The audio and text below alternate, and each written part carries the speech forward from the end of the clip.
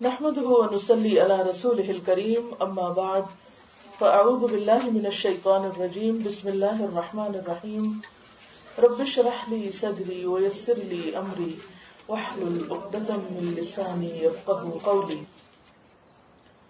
سورۃ البقرہ آیت نمبر 183 سے کتب علیکم الصیام کما کتب علی الذین من قبلکم لعلکم تتقون. اے لوگو جو ایمان لائے ہو، تم پر روزے فرض کر دیے گئے جس طرح تم سے پہلے انبیاء کے پیروکاروں پر روزے فرض کیے گئے تھے. اس سے توقع ہے کہ تم میں تقوی کی صفت پیدا ہوگی. چند مقررہ دنوں کے روزے ہیں. اگر تم میں سے کوئی بیمار ہو یا سفر پر ہو تو دوسرے دنوں میں اتنی ہی تعداد پوری کر لے، اور جو لوگ روزہ رکھنے کی قدرت رکھتے ہوں پھر نہ رکھیں تو وہ فدیہ دیں. ایک روزے کا فدیہ ایک مسکین کو کھانا کھلانا ہے، اور جو اپنی خوشی سے کچھ زیادہ بھلائی کرے تو یہ اسی کے لیے بہتر ہے. لیکن اگر تم سمجھو تو تمہارے حق میں اچھا یہی ہے کہ روزہ رکھو. رمضان وہ مہینہ ہے جس میں قرآن نازل کیا گیا ہے، جو انسانوں کے لیے سراسر ہدایت ہے اور ایسی واضح تعلیمات پر مشتمل ہے جو راہ راست دکھانے والی اور حق و باطل کا فرق کھول کر رکھ دینے والی ہیں. لہٰذا اب سے جو شخص اس مہینے کو پائے اس کو لازم ہے کہ اس پورے مہینے کے روزے رکھے، اور جو کوئی مریض ہو یا سفر پر ہو تو وہ دوسرے دنوں میں روزوں کی تعداد پوری کرے. اللہ تمہارے ساتھ نرمی کرنا چاہتا ہے، سختی کرنا نہیں چاہتا. اس لیے یہ طریقہ تمہیں بتایا جا رہا ہے تاکہ تم روزوں کی تعداد پوری کر سکو. اور جس ہدایت سے اللہ نے تمہیں سرفراز کیا ہے اس پر اللہ کی کبریائی کا اظہار اور اعتراف کرو اور شکر گزار بنو. اور اے نبی صلی اللہ علیہ وسلم، میرے بندے اگر تم سے میرے متعلق پوچھیں تو انہیں بتا دو کہ میں ان سے قریب ہی ہوں. پکارنے والا جب مجھے پکارتا ہے میں اس کی پکار سنتا اور جواب دیتا ہوں. لہٰذا انہیں چاہیے کہ میری دعوت پر لبیک کہیں اور مجھ پر ایمان لائیں. یہ بات تم انہیں سنا دو شاید کہ وہ راہ راست پالیں. تمہارے لیے روزوں کے زمانے میں راتوں کو اپنی بیویوں کے پاس جانا حلال کر دیا گیا ہے. وہ تمہارے لیے لباس ہیں اور تم ان کے لیے لباس ہو. اللہ کو معلوم ہو گیا کہ تم لوگ چپ کے اپنے آپ سے خیانت کر رہے تھے، مگر اس نے تمہارا قصور معاف کر دیا اور تم سے درگزر فرمایا. اب تم اپنی بیویوں کے ساتھ شب باشی کرو، اور جو لطف اللہ نے تمہارے لیے جائز کر دیا ہے اسے حاصل کرو. نیز راتوں کو کھاؤ پیو یہاں تک کہ تم کو سیاہی شب کی دھاری سے سپیدہ صبح کی دھاری نمایاں نظر آ جائے. تب یہ سب کام چھوڑ کر رات تک اپنا روزہ پورا کرو. اور جب تم مسجدوں میں معتکف ہو یعنی اعتکاف کی حالت میں ہو تو بیویوں سے مباشرت نہ کرو. یہ اللہ کی باندھی ہوئی حدیں ہیں، ان کے قریب نہ پھٹکنا. اس طرح اللہ اپنے احکام لوگوں کے لیے کھول کھول کر بیان کرتا ہے. توقع ہے کہ وہ غلط رویے سے بچیں گے. اللہ تعالیٰ کا بہت احسان ہے کہ ایک بار اس نے پھر ہمیں رمضان کے قریب پہنچا دیا، اور آج سے کچھ ہی دنوں کے بعد یہ مبارک مہینہ ہم سب پر اپنا سایہ کرنے والا ہے. یہ سراسر اللہ کا احسان، عنایت اور نوازش ہے، ورنہ ہم میں سے بہت سے لوگ ایسے بھی تھے جو پچھلے رمضان میں تو تھے مگر آج نہیں ہیں. اللہ نے ہمیں ایک اور موقع دے دیا. اب ہمارا فرض یہ بنتا ہے کہ اس موقع سے بھرپور فائدہ اٹھائیں اور پوری تیاری کے ساتھ اس مہینے میں داخل ہوں، ذہنی تیاری کے ساتھ، عملی تیاری کے ساتھ، تاکہ اس مہینے سے بھرپور فائدہ اٹھا سکیں. اس موقع پر سب سے پہلے میں نے آپ کو قرآن مجید کی آیات سنوائی ہیں اور ان کا ترجمہ بتایا ہے. قرآن مجید میں دیگر عبادات کا ذکر جا بجا ملتا ہے، لیکن رمضان سے متعلق یا روزے سے متعلق تمام تر احکامات ایک ہی جگہ مل جاتے ہیں. اللہ تعالیٰ نے ہم پر جو عبادات فرض کی ہیں ان میں سے روزے کی عبادت اپنی نوعیت کے اعتبار سے ایک خاص طرح کی عبادت ہے. بندے کا تعلق جس میں صرف اور صرف اللہ کے ساتھ ہے. صرف وہی جانتا ہے کہ کون روزے سے ہے اور کون نہیں. باقی عبادات بندوں پہ ظاہر ہو جاتی ہیں. آپ نماز پڑھیں یا زکوٰۃ دیں یا حج کے لیے جائیں تو اس میں آپ کا عمل لوگوں کے سامنے آ جاتا ہے، لیکن آپ روزے سے ہیں یا نہیں یہ صرف آپ اور آپ کا رب جانتا ہے، کوئی اور نہیں جانتا. یہ ایک راز ہے، ایک سیکرٹ ہے جو آپ کے اور آپ کے رب کے بیچ میں ہے. اسی لیے اللہ تعالیٰ فرماتے ہیں کہ روزہ میرے لیے اور میں خود اس کی جزا دوں گا، خاص جزا. جس کا ذکر اس نے نہیں کیا کہ وہ کیا ہے. وہ آنکھوں کی ٹھنڈک اور دلوں کی خوشی قیامت کے دن کے لیے چھپا کر رکھی گئی. یہ انعام اس دن ملے گا جس دن انسان اپنی چھوٹی چھوٹی نیکی کی جزا پانے کے لیے بےتاب ہوگا. آئیے ان آیات کو مختصراً دیکھتے ہیں کہ روزے کا مقصد کیا ہے، روزہ ہمیں کیا بتاتا ہے، اس میں ہم سے کس چیز کا تقاضا کیا گیا ہے. سب سے پہلے اللہ تعالیٰ فرما رہے ہیں یا ایھا الذین آمنوا، اے لوگوں جو ایمان لے آئے. ہم سب ایمان والے ہیں، ہم سب اللہ کو مانتے ہیں، اس کی کتابوں کو مانتے ہیں، اس کے رسولوں کو مانتے ہیں، آخرت کے دن کو مانتے ہیں. تو آخرت کے دن پر ایمان رکھنے والے، اللہ تعالیٰ کے احکامات کو ماننے والے، اللہ کے کسی بھی حکم کو ماننے میں کچھ بھی ہچکچاہٹ محسوس نہیں کرتے. اور جب حکم آتا ہے تو فوراً ہی لبیک پکارتے ہیں کہ اے رب تیرے ہم پر بے شمار احسانات ہیں اور تو نے ہمیں اپنی عبادت کے لیے پیدا کیا ہے، لہٰذا تو جب بھی پکارے ہم حاضر ہیں. تو قرآن مجید میں جب بھی یا ایھا الذین آمنوا کہہ کے پکارا جائے تو ہم سب کو خوشی کے ساتھ اس حکم کو سننا بھی چاہیے اور اسے قبول بھی کرنا چاہیے اور اس کے مطابق اپنا طرز عمل بھی بدل لینا چاہیے. تو فرمایا یا ایھا الذین آمنوا کتب علیکم الصیام، تم پر روزے لکھ دیے گئے، فرض کر دیے گئے، یعنی ایک فرض عبادت ہے. اور یہ صرف ہم ہی پر نہیں بلکہ کما کتب علی الذین من قبلکم، ہم سے پہلے جتنی بھی امتیں گزری، جتنے بھی انسان گزرے، ان سب پر بھی یہ عبادت فرض تھی. کیا مقصد ہے اس کے فرض کرنے کا؟ لعلکم تتقون، تاکہ تمہارے اندر تقوی پیدا ہو. اب دیکھیے کہ زندگی میں جتنے بھی سال ہماری عمر ہے اتنے ہی رمضان ہم پر گزرے. اگر کوئی 20 سال کا ہے تو اس نے 20 رمضان گزارے، کوئی 40 سال کا تو 40 گزار چکا ہے، کوئی 50 سال کا ہے تو 50 رمضان اس کی زندگی میں گزر چکے ہیں. تو گویا اگر 10 سال کی عمر سے بھی اس نے ہوش سنبھالا اور روزہ رکھنا شروع کیا تو 40 مرتبہ اس کو موقع دیا گیا زندگی میں کہ وہ اپنے ایمان کی تجدید کرے اور اللہ تعالیٰ کے ساتھ اپنے تعلق کو مضبوط کرے.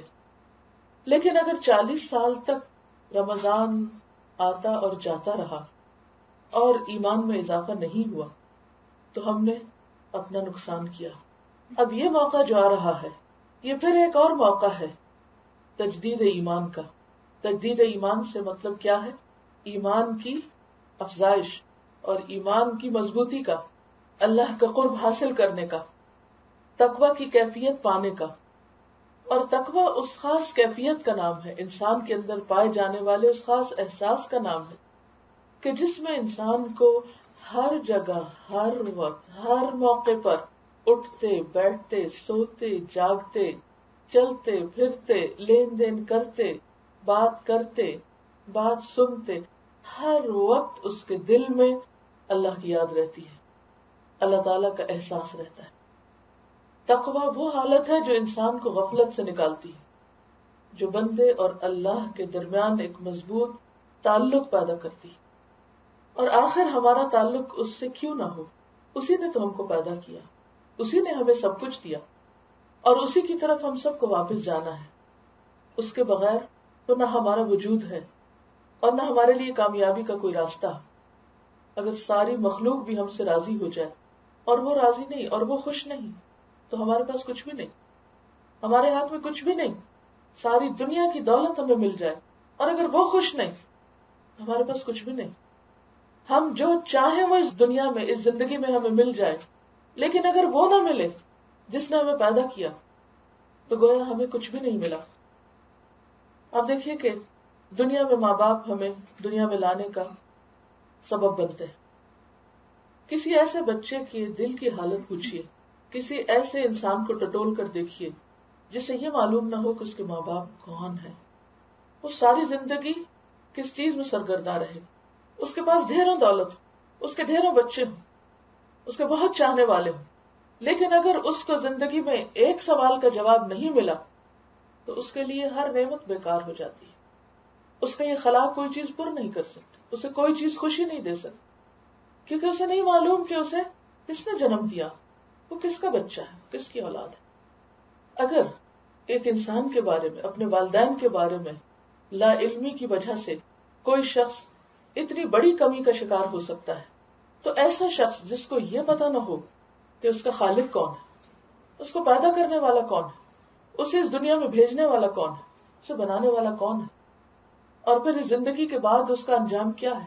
وہ کہاں جائے گا؟ کیا آپ سمجھتے ہیں کہ اس کی زندگی میں کوئی کمی نہ ہوگی؟ وہ سب سے بڑی کمی کا شکار ہے، اور کوئی چیز اس کمی کو پورا کر ہی نہیں سکتی جب تک کہ انسان اپنے خالق کو نہ جانے، اور صرف جاننے کی حد تک جاننا نہیں، جب تک اس کے ساتھ ایک خاص تعلق نہ ہو۔ اور وہ کون سا تعلق؟ محبت کا تعلق، قربت کا تعلق، کہ کوئی ہے جو ہر وقت میرے پاس ہے۔ آپ دیکھیں کہ ہر انسان تنہائی محسوس کرتا ہے، بہت سے لوگوں کے بیچ میں ہوتے ہوئے بھی بسا اوقات آپ اپنے آپ کو تنہا محسوس کرتے ہیں۔ ہر انسان چاہتا ہے کہ کوئی اس کے پاس ایسا ہو جو اس سے کبھی الگ نہ ہو، کبھی جدا نہ ہو، کبھی نہ بھولے اس کو، کبھی نہ تنہا چھوڑے اس کو، جو اس کی ہر ضرورت پوری کرے۔ بتائیے کہ کیا کوئی انسان ایسا ہو سکتا ہے؟ کیا انسانوں میں سے کوئی آپ کی یہ کمی پوری کر سکتا ہے؟ ہرگز نہیں کر سکتا۔ یہ صرف ہمارا رب ہے، جس کے قریب ہونے کا، جس کے موجود ہونے کا، جس کی محبت کا احساس ہمیں خوش رکھتا ہے، ہمارے دلوں کو اطمینان اور سکون بخشتا ہے، جو ایک انہونی خوشی بخشتا ہے، وہ خوشی جو کسی اور چیز سے آپ کو نہیں مل سکتی۔ لیکن یہ احساس کیسے پیدا ہو؟ وہ کون سی چیز ہے جو آپ کے اندر یہ اطمینان بھر دے؟ وہ کون سی عبادت ہے؟ وہ کون سا گر ہے؟ وہ کون سا راز ہے؟ وہ راز تقویٰ ہے۔ یہ تقویٰ ہی وہ کیفیت ہے جو آپ کے اندر اگر آ جائے تو آپ کی تنہائی تنہائی نہیں رہتی، آپ کے اندر خلا خلا نہیں رہتا، آپ کے اندر ہر وقت ایک خوشی کا احساس رہتا ہے، ایک اطمینان کا احساس ہوتا ہے۔ کوئی ہے جو آپ کی سنتا ہے، کوئی ہے جو آپ کو دیکھتا ہے، کوئی ہے جو آپ کے غموں سے واقف ہے، کوئی ہے جو آپ کی ضروریات کو جانتا ہے، کوئی ہے جو آپ کو مشکلات سے نجات دے سکتا ہے۔ اور یہ سب احساس انسان کو تقویٰ سے ملتا ہے۔ اور اگرچہ ہر عبادت انسان کے اندر تقویٰ کی کیفیت کو اسٹرانگ کرتی ہے، کیونکہ اللہ سبحانہ وتعالیٰ نے فرمایا یا ایھا الناس اعبدوا ربکم الذی خلقکم والذین من قبلکم لعلکم تتقون، اے لوگوں اپنے رب کی عبادت کرو جس نے تمہیں پیدا کیا، تم سے پہلے لوگوں کو پیدا کیا، تاکہ تم متقی بن جاؤ، تاکہ تمہارے اندر تقویٰ پیدا ہو۔ اللہ کو تمہاری عبادت کی ضرورت نہیں، اللہ کو نہ ہماری نماز کی ضرورت ہے، نہ ہمارے روزے کی ضرورت ہے، نہ ہمارے صدقے کی ضرورت ہے، نہ ہمارے حج اور عمرے کی ضرورت ہے، اسے کسی چیز کی ضرورت نہیں، وہ ہم سب کی عبادت سے بے نیاز ہے۔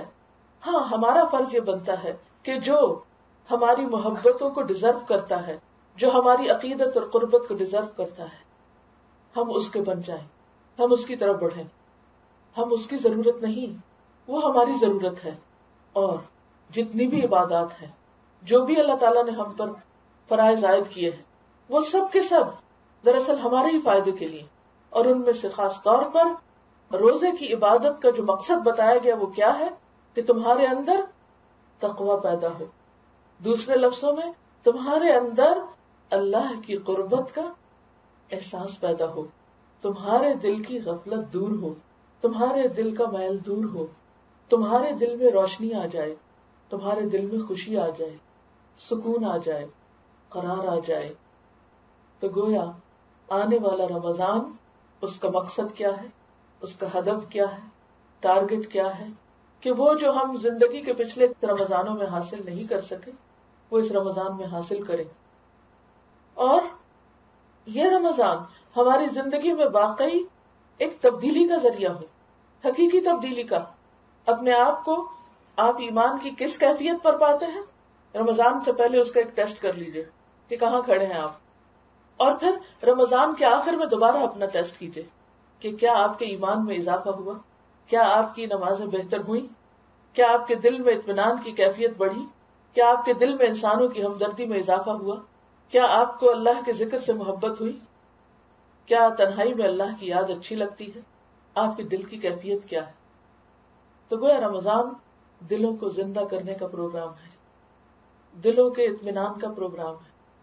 اسی لیے ایک موقع پر جبریل علیہ السلام نبی صلی اللہ علیہ وسلم کے پاس حاضر ہوئے جب آپ ممبر کی سیڑھیوں پر قدم رکھ رہے تھے۔ آپ نے ممبر کی ایک سیڑھی پر قدم رکھا اور آپ نے فرمایا آمین، دوسری پہ رکھا اور تیسری پہ رکھا، 3 دفعہ آپ نے آمین فرمایا ہر سیڑھی پہ قدم رکھتے ہوئے۔ تو صحابہ کرام نے آپ سے پوچھا کہ آپ نے کس بات پر آمین کہی؟ تو آپ نے فرمایا جبریل میرے پاس آئے تھے اور انہوں نے کہا کہ اے محمد صلی اللہ علیہ وسلم، جو شخص رمضان کے روزے پائے اور پھر اپنی بخشش نہ کروا سکے تو اس پر اللہ کی لعنت، وہ اللہ کی رحمت سے دور ہوا، گویا اس نے نقصان اٹھایا، وہ ناکام ہو گیا۔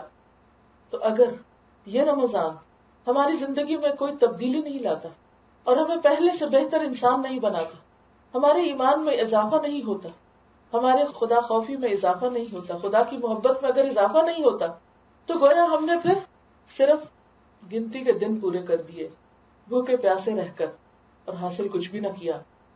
رمضان کا مقصد، روزے کا مقصد آپ کو بھوکا پیاسا رکھنا نہیں ہے، آپ کو راتوں کو جگانا نہیں ہے، آپ پر صرف خواہشات کے دروازے بند کرنا مقصود نہیں ہے، یہ تو کسی خاص مقصد کے لیے آ رہا ہے، اور وہ کیا ہے؟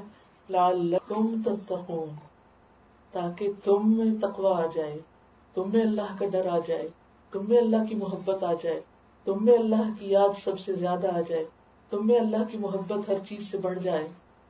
اور تقوی جب انسان کے اندر آتا ہے تو نہ صرف یہ کہ انسان کی یہ زندگی بہتر ہوتی، اس دنیا میں اللہ کی مدد اور تائید حاصل ہوتی، اطمینان اور سکون حاصل ہوتا ہے، بلکہ تقوی ہی پر آخرت کی کامیابی کا بھی دار و مدار ہے۔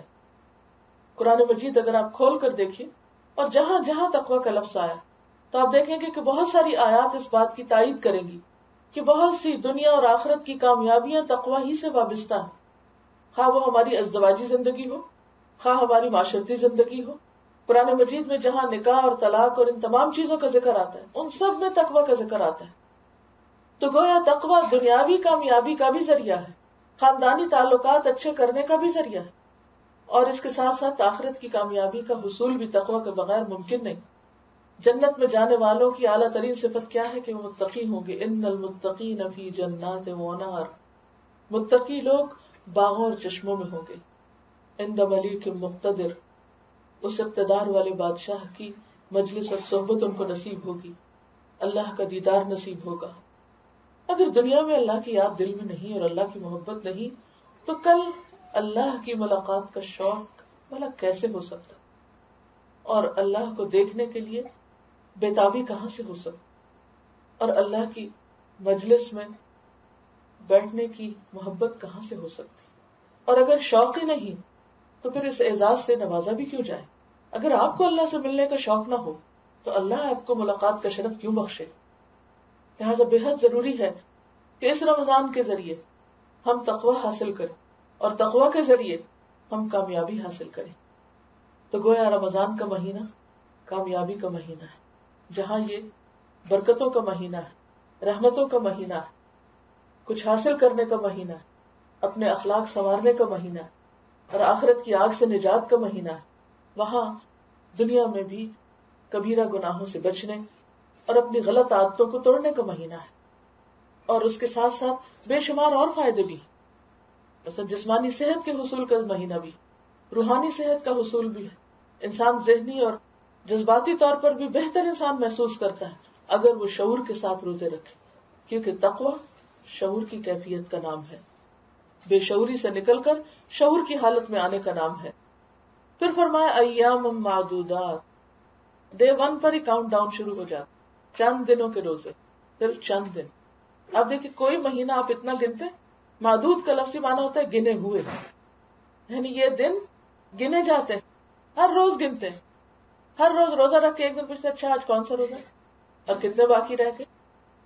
کچھ لوگ تو گزرتے دنوں پہ خوش ہوتے ہیں کہ تھوڑے باقی رہ گئے، اور کچھ لوگ ہر گزرنے والے دن پر اداس ہوتے ہیں، اور وہ آہوں، آنسوں اور سسکیوں میں رمضان کو الوداع کہتے ہیں کہ ایک بہترین اور معزز ترین اور محبوب ترین دوست ان سے جدا ہو رہا ہو جیسے۔ وہ خوشی سے اس کی آمد کا انتظار کرتے ہیں کہ کب آئے گا رمضان۔ سلف صالح رمضان کی آمد کی دعائیں کیا کرتے تھے کہ یا رب تو ہمیں رمضان تک پہنچا، اور ایک ایک دن اور دن کے ایک ایک گھنٹے اور ایک ایک منٹ کو قیمتی جان کر اسے بہترین سے بہترین طریقے پر استعمال کرتے تھے، اور زیادہ سے زیادہ اس میں اللہ کے قرب کو پانے کے تمام کام کیا کرتے تھے۔ ہم شاید بہت ہی مصروف لوگ ہیں، اس لیے اپنے آپ کو جھنجھوڑ جھنجھوڑ کے یاد دلانا پڑتا ہے کہ رمضان آ رہا ہے، تیاری کر لو، اور جب تیاری کی بات بھی ہوتی ہے تو کون سی تیاری ہمارے ذہن میں ہوتی ہے؟ فاسٹنگ، فیسٹنگ کا مہینہ بن جاتا ہے. روزے کا مطلب کیا ہے؟ کھانا پینا کم کرو، اور ہمارا مقصود کیا ہو جاتا ہے؟ کھانا پینا زیادہ کر لو. رمضان میں وہ سب کچھ کھا لیتے ہیں جو عام دنوں میں بھی نہیں کھاتے، کیونکہ ہماری تیاری کھانے پینے کی تیاری ہوتی ہے کہ کہیں ہم بھوکے نہ رہ جائیں، کہیں بغیر کھائے روزہ نہ رکھا جائے. اور اگر افطار میں کوئی اچھی چیز نہ ملے تو گھر والوں پہ غصہ نکال تو بنایا ہی کیا ہے. تو ایسا لگتا ہے بسا اوقات کے جیسے رمضان تقوی حاصل کرنے کا مہینہ نہیں بلکہ خواہشات پوری کرنے کا مہینہ ہے. جبکہ رمضان کی ٹریننگ کیا ہے؟ خواہشات سے دور رہنے کا طریقہ جاننے کا ذریعہ. یعنی رمضان کیا ہے؟ خواہشات سے دور رہنے اور خواہشات کو کنٹرول کرنے اور ضبط نفس اور سیلف کنٹرول حاصل کرنے کا مہینہ. پھر اللہ تعالیٰ نے کچھ رخصتیں بھی دی. فمن کان منکم مریضا او علی سفر فعدۃ من ایام اخر، کہ جو بیمار ہو یا مسافر ہو دوسرے دنوں میں گنتی پوری کر لے. اور یہ پہلی آیت تھی جو نازل ہوئی، لہذا ابتدا میں فوری طور پر سب پہ روزے فرض نہیں کیے گئے. اس وقت تھوڑی سی چھوٹ بھی دی گئی کہ جو لوگ استطاعت رکھتے بھی ہوں اور پھر روزہ نہ رکھے وہ فدیہ دے دے، مسکین کا ایک کھانا. اور جو خوشی سے نیکی کرے تو اس کے لیے بہتر ہے، یعنی 2 کھانے بھی دے سکتا ہے. وَأَن تَصُومُوا خَيْرٌ لَكُمْ، پھر ساتھ ہی کہہ دیا گیا کہ روزہ رکھو تو زیادہ اچھا ہے. ان کنتم تعلمون، اگر تمہیں معلوم ہو کہ روزے کا ثواب کتنا ہے، فائدہ کیا ہے. پھر رمضان کی اہمیت بتائی گئی کہ رمضان کی خاص خصوصیت کیا ہے کہ اس میں قرآن نازل ہوا. شہر رمضان الذی انزل فیہ القرآن، رمضان وہ مہینہ ہے جس میں قرآن اتارا گیا. کہاں سے اتارا گیا؟ ابن عباس کہتے ہیں کہ لوح محفوظ سے بیت العزت میں اتارا گیا. بیت العزت کیا ہے؟ پہلے آسمان میں ایک سیکرڈ پلیس، ایک معزز جگہ جہاں نازل ہونے سے پہلے پورے کا پورا اتار دیا گیا تھا. پھر رمضان ہی میں لیلۃ القدر ایسی رات ہے کہ جس میں نبی صلی اللہ علیہ وسلم پر قرآن مجید نازل کیا گیا. انا انزلناہ فی لیلۃ القدر وما ادراک ما لیلۃ القدر لیلۃ القدر خیر من الف شہر، تم کیا جانو کہ لیلۃ القدر کیا ہے؟ لیلۃ القدر 1000 مہینوں سے بہتر رات ہے. تنزل الملائکۃ والروح فیہا، جس میں فرشتے اور روح امین اترتے ہیں. من کل امر، اللہ کا ہر حکم لے کر. سلام، وہ رات سراسر سلامتی کی رات ہے. سلام ہی حتی مطلع الفجر، اور فجر طلوع ہونے تک اس رات کی برکتیں اور سلامتی اور رحمتیں اترتی رہتی ہیں. تو گویا رمضان میں جو خاص کام ہوا وہ کیا ہے؟ قرآن کے اترنے کا. اور پھر نبی صلی اللہ علیہ وسلم کو گویا رسالت بھی اسی مہینے میں ملی. قرآن آپ پر اترا، آپ کو رسول بنایا گیا. 2 بڑی فتوحات مسلمانوں کو اسی مہینے میں حاصل ہوئی. کون کون سی؟ جنگ بدر اور فتح مکہ. پھر اسی طرح کچھ لوگوں کی وفات بھی اسی مہینے میں ہوئی. جنگ بدر ہی کے سال حضرت رقیہ جو آپ صلی اللہ علیہ وسلم کی صاحبزادی تھی ان کی وفات ہوئی. حضرت خدیجہ کی وفات اسی مہینے میں ہوئی. حضرت فاطمہ کی وفات اسی مہینے میں. حضرت عباس جو آپ کے چچا تھے وہ بھی رمضان میں وفات ہوئے. حضرت علی رضی اللہ تعالیٰ عنہ بھی اور حضرت عائشہ رضی اللہ تعالیٰ عنہا بھی. ان سب کی وفات رمضان کے مہینے میں ہوئی. لیکن ان سب چیزوں میں جو اہم ترین کام ہوا اس مہینے میں وہ کیا ہے کہ اس میں قرآن نازل کیا گیا. قرآن کیا ہے؟ ہدی للناس، لوگوں کے لیے ہدایت کا ذریعہ. لیکن ہمارے لیے کیا ہے؟ ہمارا کیا تعلق ہے قرآن سے؟ ہم کیا کرتے ہیں؟ اس ثواب کمانے کا ذریعہ، بس صرف دنیا کی برکت حاصل کرنے کا ذریعہ، جن بگانے کا ذریعہ، تعویذ بنانے کا ذریعہ. جبکہ قرآن کیا ہے؟ ہدی للناس، تمام انسانیت کے لیے ہدایت کا ذریعہ، رہنمائی کا ذریعہ، گائیڈنس. وبینات من الہدی والفرقان، اور دوبارہ پھر یہی کہا گیا کہ جو راہ راست دکھانے والی نشانیاں ہیں اس میں آیات بینات ہیں، اور حق اور باطل کا فرق کھول کر رکھ دینے والی کتاب.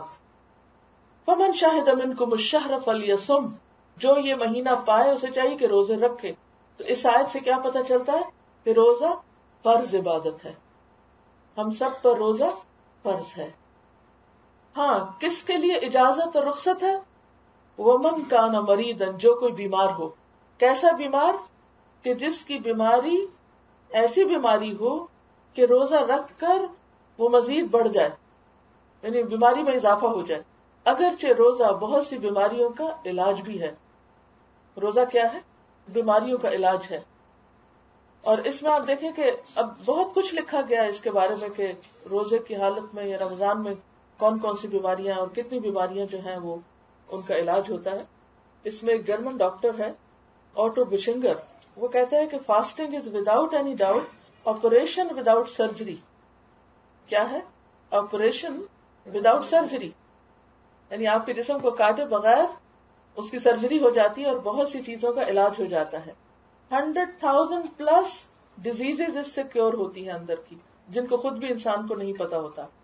وہ کہتے ہیں کہ اس سے فاسٹنگ جو ہے وہ انسان کو کلین بھی کرتی ہے، ریجوینیٹ کرتی ہے، ریجنریٹ کرتی ہے.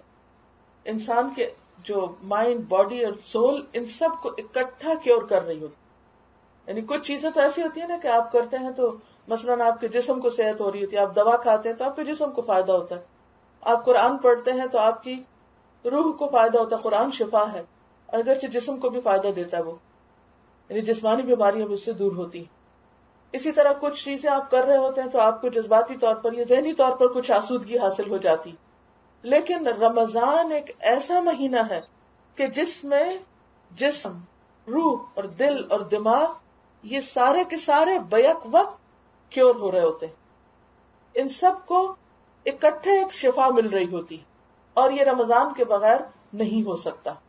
لیکن اگر کسی کی بیماری ایسی ہو، کیونکہ بیماریوں کی نوعیت میں بھی فرق ہے نا، ہزاروں بیماریاں تو روزے کی حالت میں درست ہوتی ہیں، لیکن کچھ بیماریاں ایسی ہیں کہ جو بڑھ بھی سکتی، یا اس میں اتنی کمزوری ہوتی ہے انسان کو کہ انسان روزہ نہیں رکھ سکتا. لہذا اللہ تعالیٰ نے رخصت دے دی کہ جب ٹھیک ہو جاؤ تو بعد میں رکھ لینا. اور اس کے ساتھ ساتھ دوسرا عذر کیا ہے؟ سفر، کہ جب انسان کو یہ نہ پتا ہو کہ روزہ رکھنے کا وقت کہاں سے شروع ہو رہا ہے اور کہاں ختم ہو رہا ہے. کیونکہ بہت سے لوگ کہتے ہیں جی یہ پرانے زمانے کے لیے تھا، اب تو جہازوں میں سفر ہوتا ہے، اب کیا مشکل. لیکن اب بھی آپ دیکھیں کہ اگر پاکستان سے آ رہے ہو واپس اور آپ روزہ رکھ کے چلیں تو افطار کتنے گھنٹوں بعد ہوگی؟ شاید 20-22 گھنٹے ہو جائیں. اتنا طویل دن ہو جاتا ہے کہ سورج غروب ہوتا ہی نہیں ہے سارے سفر کے دوران. اور پھر بعض اوقات یہ ہے کہ اگر آپ یہاں سے روزہ رکھ کے چلیں اور ہو سکتا ہے کہ آپ کا جہاز اٹھے اور وہاں پر سورج تھوڑی دیر کے بعد غروب ہو جائے، تو بہت سے معاملات ایسے ہو سکتے ہیں جس میں انسان کنفیوژن کا شکار ہو جاتا ہے. بعض اوقات ہوائی سفر کے دوران انسان ڈی ہائیڈریٹ ہو جاتا ہے. تو ان تمام چیزوں کو مد نظر رکھتے ہوئے اسلام کا جو پیغام ہے یہ عالمی ہے اور ہر دور کے لیے ہے. آج بھی مسافروں کے لیے سہولت رکھی گئی، اور اس دور میں جبکہ سفر بہت ہی مشکل تھا تب بھی سہولت رکھی گئی. لیکن جو شخص بیمار ہو یا مسافر ہو اس کے لیے روزے کی چھوٹ مکمل طور پر نہیں. اسے کیا کرنا ہوگا؟ فَعِدَّةٌ مِّنْ أَيَّامٍ أُخَرَ، قرآن کا واضح حکم ہے. اور اسی میں وہ خواتین بھی آ جاتی ہیں کہ جنہیں رمضان کے دنوں میں روزے نہیں رکھنے اپنی خاص حالت کی وجہ سے یا بچے کی پیدائش کے بعد، تو ان کو بھی جب وہ اس حالت سے نکل آئے اور رمضان کے بعد موقع جب بھی پائے اپنے روزوں کو قضا کر لیں. کیونکہ روزہ چند دن کا روزہ ہوتا ہے. حضرت عائشہ کہتی ہیں کہ نبی صلی اللہ علیہ وسلم نے ہمیں نماز کی قضا کا حکم نہیں دیا، یعنی منسس کے دوران جو نماز چھٹتی ہے، لیکن روزوں کی قضا کا حکم دیا تھا. اس سے کیا پتہ چلتا ہے کہ وہ تمام خواتین جنہوں نے بالغ ہونے کے بعد اس وجہ سے روزے چھوڑے، اگر ان کے روزے باقی ہیں تو انہیں اپنے روزے مکمل کر لینے چاہیے، ان کی قضا رکھنی چاہیے. پھر اللہ تعالیٰ فرماتے کہ ایسا کیوں کیا گیا کہ اتنی برکتیں اور رحمتیں ہونے کے باوجود رخصت کیوں دی گئی؟ یرید اللہ بکم اليسر ولا یرید بکم العسر، اللہ تمہارے لیے آسانی چاہتا ہے اور تمہارے لیے مشکل نہیں چاہتا، تمہیں تنگ نہیں کرنا چاہتا. اور یہ حکم اس آیت کے ساتھ بھی اور جنرلی بھی رمضان کا مہینہ ہمیں ستانے کے لیے نہیں آ رہا، اس میں ہمارے لیے آسانی ہے. اب کوئی شخص کہہ سکتا ہے کہ ظاہری طور پر کیا آسانی ہے ہمارے لیے، ہم کو صبح سویرے اٹھنا پڑتا ہے جب ہمارا دل نہیں چاہتا اٹھنے کو، اور اس وقت کھانا پڑتا ہے جب کھانے کو دل نہیں چاہتا، اور اس وقت ہم کو نماز تراویح پڑھنا ہوتی ہے جب ہمارا سونے کو دل چاہ رہا ہوتا ہے. تو یہ تو سب مشکل ہی کام ہے، آسان تو کوئی نہیں. پھر کیوں اللہ تعالیٰ فرماتے ہیں کہ یرید اللہ بکم اليسر ولا یرید بکم العسر، اللہ تمہارے لیے آسانی چاہتا ہے اور تنگی نہیں چاہتا. کیا آسانی ہے اس میں؟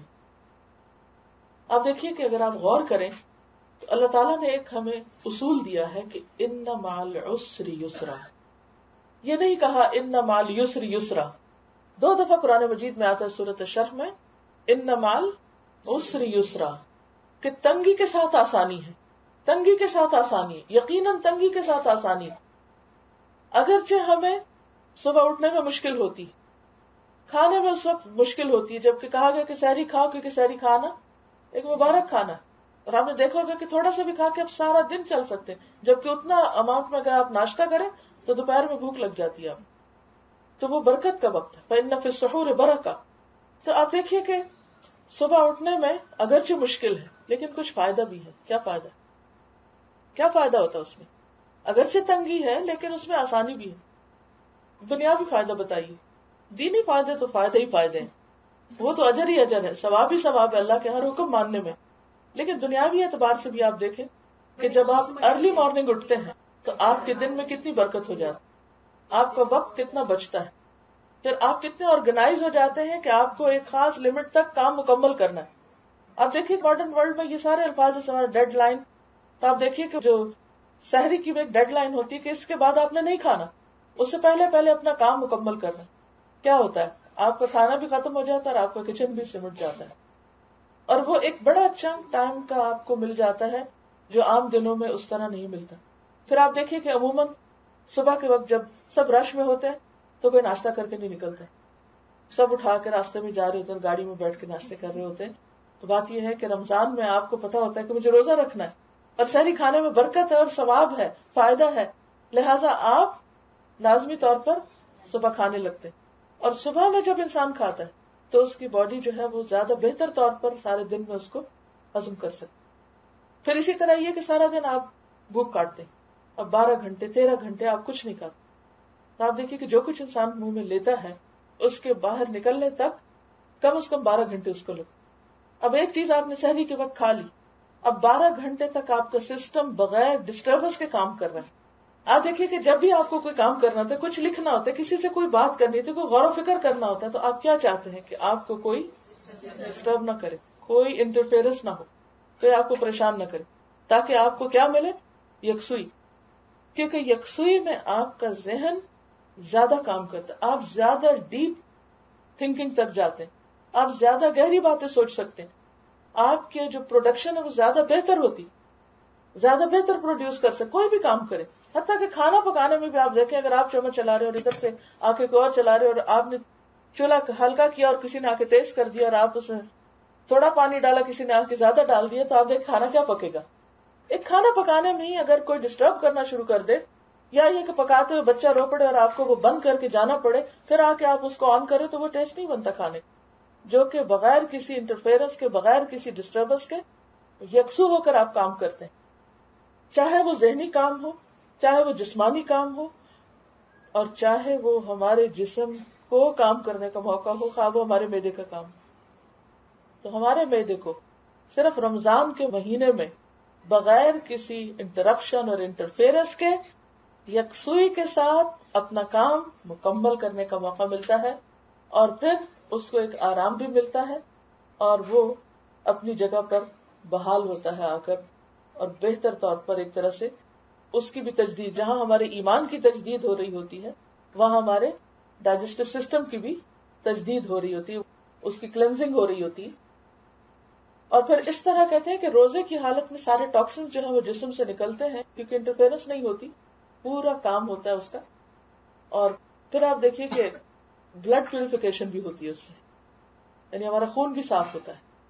اور اس کے ساتھ ساتھ یہ بھی کہا جاتا ہے کہ لیور اور کڈنیز اور کولن جو ہے یہ بہتر طور پر کام کرتے ہیں, ہر سیل کی صفائی ہوتی, یعنی تھورو صفائی. اور ہم دیکھا ہوگا کہ اگر کلینرز جو بھی کام کرتے ہیں وہ عموماً اس وقت میں کرنا چاہتے ہیں کہ جب کوئی بھی ڈسٹربنس نہ ہو, کیونکہ اگر کوئی کلیننگ کا کام کر رہا ہو اور بیچ میں سے لوگ آ رہے ہیں جا رہے ہیں تو کیا ہوتا ہے, کیسی صفائی ہوتی. چلو ان کو چھوڑیے, آپ اپنے گھر میں ہی دیکھیے کہ اگر آپ صفائی کر رہے ہیں اور کوئی آ رہا ہے اور کوئی جا رہا ہے تو آپ اریٹیٹ ہوتے ہیں کہ کیا ہو رہا ہے, کہ میں کام نہیں کر سکتا. تو اسی طرح آپ کے جسم کے ایک ایک سیل کی کلیننگ ہو رہی ہوتی. آپ دنیا کی کوئی مشین ایسی نہیں لگا سکتے جسم کو کہ جس کے ذریعے آپ کا ایک ایک سیل صاف ہو.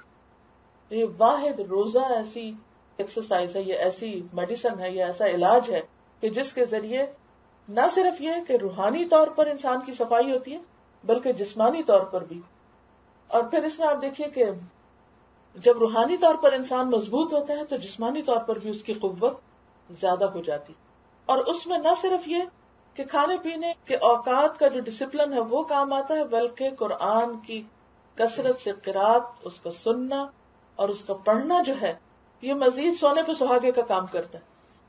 یعنی آپ کا جسم تو فنکشن کر ہی رہا ہوتا ہے لیکن ساتھ آپ قرآن پڑھنے لگتے ہیں. اور رمضان میں چونکہ قرآن نازل ہوا ہے اور قرآن پڑھنے کا فائدہ اپنی جگہ ہے، ایک ایک حرف کے اوپر 10 نیکیاں، لیکن جب آپ رمضان میں عام دنوں سے زیادہ پڑھتے اور نہیں پڑھتے تو پڑھیے اور کچھ صورتیں بھی یاد کرنے کا ٹارگٹ رکھیے. اور اس کے ساتھ نماز تراویح جس کی بہت تاکید آئی ہے اس کا اہتمام کرتے ہیں. اور قیام کی حالت میں آپ اللہ کے حضور یکسوئی کے ساتھ سنتے ہیں. اور خصوصاً اگر آپ کو قرآن سمجھ بھی آتا ہو تو آپ دیکھیے کہ دل، دماغ، روح، جذبات، جسم، ہر چیز پاک ہو رہی ہوتی، صاف ہو رہا ہو اور حقیقی معنوں میں آپ کو شفا نصیب ہو رہی ہوتی. اور یہ آپ کو رمضان کے علاوہ کسی مہینے میں حاصل نہیں ہو سکتا. اس کی ایک وجہ یہ بھی ہے کہ صرف آپ اکیلے یہ کام نہیں کر رہے ہوتے، آپ کو ایک ماحول ملتا ہے اور بہت سے لوگ آپ کا ساتھ دیتے ہیں، آپ کے ساتھ شریک ہوتے ہیں، کیونکہ یہ ایک تکلیف دہ عمل ہے. لیکن تکلیف میں ہی آسانی، ان مع العسر یسرا، یعنی یہ سب کچھ کرنا آسان نہیں ہے، محنت کا کام ہے، بھاری کام ہے. لیکن جب آپ سب کے ساتھ شریک ہو کے کرتے ہیں تو وہ کام آسان ہو جاتا ہے. اور اس میں ایک خاص ماحول جب بنتا ہے تو انسان کے ماحول میں، ایئر میں روحانیت ہوتی ہے. رمضان کی ایئر میں اللہ کی محبت محسوس ہو رہی ہوتی. تو یہ موقع رمضان کے علاوہ نہیں ملتا، لہٰذا بہت ضروری ہے کہ پوری پلاننگ کے ساتھ انسان رمضان میں داخل ہو تاکہ بھرپور فائدہ اٹھا سکے. تو اللہ تعالیٰ نے کیا فرمایا کہ اللہ تمہارے لیے آسانی چاہتا ہے، مشکل نہیں چاہتا. تو ڈسپلن میں آسانی، آرگنائز ہونے میں آسانی، کم کھانے میں آسانی، مقرر اوقات پہ کھانے میں آسانی، مقرر اوقات پہ سونے میں آسانی. اگرچہ ہمیں رمضان میں عام دنوں سے کم نیند ملتی ہے لیکن آپ نے دیکھا ہوگا کہ وہ کم نیند بھی برکت والی ہوتی کیونکہ برکت کا مہینہ بھی ہے. لیکن اس میں ایک خصوصی وجہ یہ بھی ہے کہ انسان کے اندر، یعنی کہ روزے کی حالت میں انسان کے جسم میں ایسے مادے پیدا ہوتے ہیں کہ جن کی وجہ سے انسان کی نیند جو ہے امپروو ہوتی. اور تھوڑا سونا بھی ڈیپ سونا ہوتا ہے، اور جب وہ ڈیپ سلیپ ہوتی ہے پوری باڈی مکمل طور پہ ریسٹ کرتی. آپ نے دیکھو گا کہ بوڑھے لوگوں کو یہ عمر جب زیادہ ہوتی جاتی ہے تو انسان کی نیند کم ہوتی جاتی ہے، یا اگر سوتے بھی ہیں تو پوری طرح ڈیپ سلیپ میں نہیں جاتے. لیکن روزے کی حالت میں انسان کی باڈی جس طریقے پر کام کرتی ہے تو اس میں جو نیند ہے وہ بہت امپروو ہوتی، اور اس امپروومنٹ کی وجہ سے انسان جسمانی طور پر کم سو کر بھی زیادہ فریش محسوس کرتا ہے اور اس کو تھکاوٹ نہیں ہوتی. پھر یہ بھی کہا جاتا ہے کہ میٹابولک سسٹم جو ہے وہ بھی معتدل رہتا ہے، اور اس کی وجہ سے اس کا خاص اثر سکن پر ہوتا ہے. اور وہ لوگ جو کثرت سے روزے رکھتے ہیں ان کے جسم پر جھریاں بہت دیر سے پڑتی، سکن بہت فریش رہتی ہے. اس وقت مقصود میرا کوئی طبی فائدے بتانا نہیں ہے، تو صرف بونس ہے. لیکن اصل چیز کیا ہے؟ مطلوب تقوی کا حصول، اللہ کی محبت اور اللہ کی قربت کا لطف اٹھانا. پھر فرمایا وَلِتُكْمِلُوا الْعِدَّةَ، گنتی پوری کرنے پہ خاص توجہ دلائی گئی. گنتی پوری کرو، گنتی پوری. اس کا مطلب یہ ہے کہ اس میں بھی کوئی خاص حکمت ہے اگرچہ ہمیں نہ معلوم ہو، لیکن سال میں 29 یا 30 دنوں کے روزے رکھنا ہی ضروری ہے. اور پھر اگر کوئی شخص شوال کے 6 روزے رکھ لیتا ہے تو اس کے بارے میں حدیث میں آتا ہے گویا اس نے پورا سال روزے رکھے، یعنی اس کا ثواب اتنا ہے. اور اگر آپ دیکھیں کہ اس طرح 36 روزے ہو جاتے ہیں، یعنی 30 رمضان کے روزے اور 6 شوال کے، ٹوٹل کیا ہوئے 360. اور اسلامی کیلنڈر کے دن کتنے ہوتے ہیں 360. اس کا مطلب یہ کہ آپ نے گویا ایوریج ہر 10 ڈیز میں ایک روزہ، یعنی ہر عشرے میں ایک روزہ آپ کا. تو گویا 10 دن کے اندر جو آپ کے اندر ایک جسمانی اور روحانی طور پر ڈسٹربنس ہوتی ہے اس کو وہ ایک روزہ جو ہے وہ کافی ہو جاتا ہے. اگرچہ یہ سارے ایک ہی سیٹ میں اکٹھے رکھے جاتے ہیں لیکن ان کا جو اثر ہے وہ لانگ لاسٹنگ ہوتا ہے، تک کہ 11 مہینے کے بعد ہم پھر ڈرین ہو کر ہماری بیٹری اتنی لو ہو چکی ہوتی ہے کہ اسے پھر دوبارہ چینج کرنے کی ضرورت ہوتی ہے یا ریچارج کرنے کی ضرورت ہوتی ہے. جیسے کسی بھی بیٹری کی ضرورت ہوتی ہے، ریفیول کرنے کی اپنے آپ کو ضرورت ہوتی، تو رمضان کا مہینہ آ کر ہمیں دوبارہ سے وہ انرجی دیتا ہے. پھر فرمایا وَلِتُكَبِّرُ اللَّهَ عَلَى مَا هَدَاكُمْ، اور تاکہ تم اللہ کی بڑائی بیان کرو اس پر جو اس نے تم کو ہدایت دی.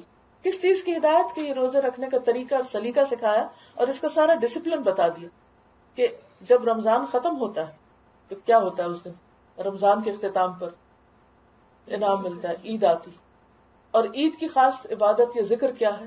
تکبیرات پڑھنا. اچھا وہ بھی ایک ریچول نہیں ہے. جب ہم صبح ہی سویرے پڑھنا شروع کر دیتے ہیں اللہ اکبر لا الہ الا اللہ اللہ اکبر، یعنی رمضان ختم ہوا اور ہم نے خوب اللہ کی بڑائی بیان کرنی شروع کر دی. اگر انسان اس کو بھی شعوری طور پر ادا کرے کہ رمضان میں اس نے جو جو جسمانی اور روحانی فائدے حاصل کیے ان کو ذہن میں رکھ کر اور اللہ کی قربت پا کر اور اس کا لطف اٹھا کر جب وہ اللہ کو بڑا بتاتا ہے کہ اللہ تو ہی سب سے بڑا ہے، کیونکہ تیرے سوا اور کون ہو سکتا ہے کہ جو ہم پر اتنا احسان کرے اور ہمیں یہ ہدایت دے. کیونکہ صرف تکبیر پڑھنے کا ہی حکم نہیں، وَلِتُكَبِّرُ اللَّهَ عَلَى مَا هَدَاكُمْ، تکبیر اس بات پر، بڑائی اس بات پر کہ اللہ نے تمہیں یہ راستہ دکھایا ہے، یہ طریقہ سکھایا ہے. وَلَعَلَّكُمْ تَشْكُرُونَ، اور یہ رمضان اور کس لیے؟ شکر کی ادائیگی کے لیے، تاکہ تم شکر ادا کرو. کس بات پر شکر؟ کس چیز کا شکر؟ ایک تو ہدایت پر شکر، اور یہ موقع ملنے پر شکر، رمضان کے مل جانے پر شکر کہ اللہ شکر کہ تو نے اس دن تک پہنچا دیا.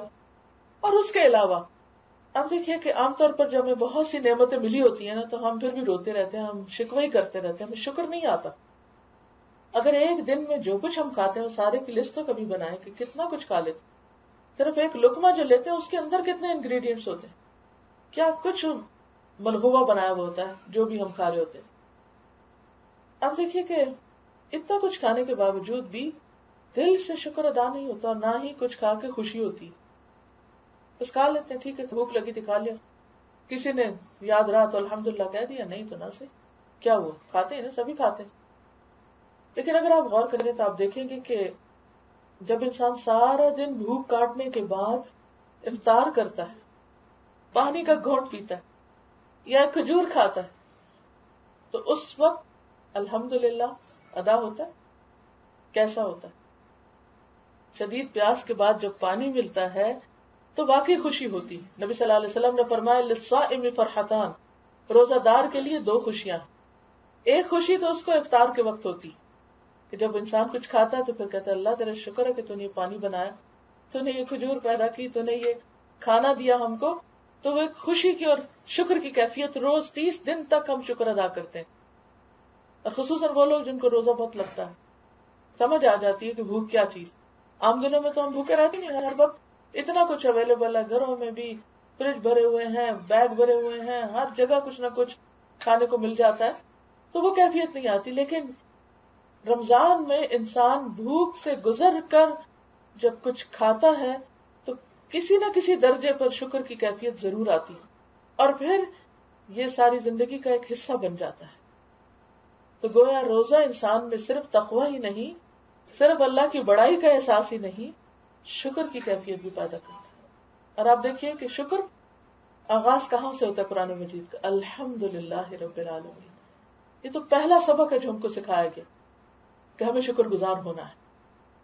تو گویا ہمارے جو ٹارگٹس ہیں رمضان کے، ان میں سے ایک ٹارگٹ کیا ہے؟ شکر گزار بننا.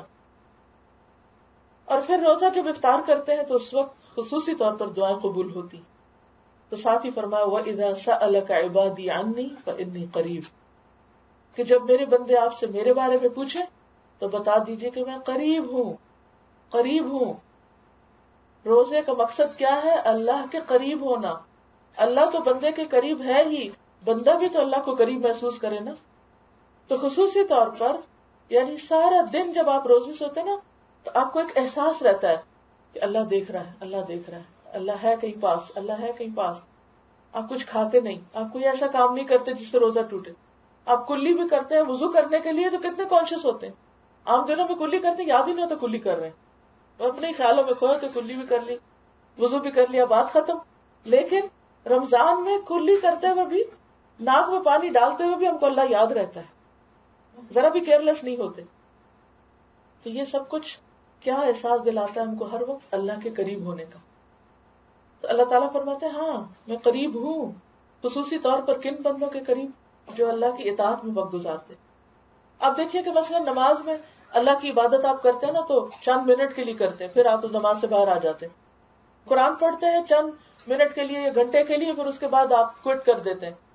لیکن روزہ کانسٹنٹلی 12-13 گھنٹے مسلسل عبادت عبادت عبادت عبادت.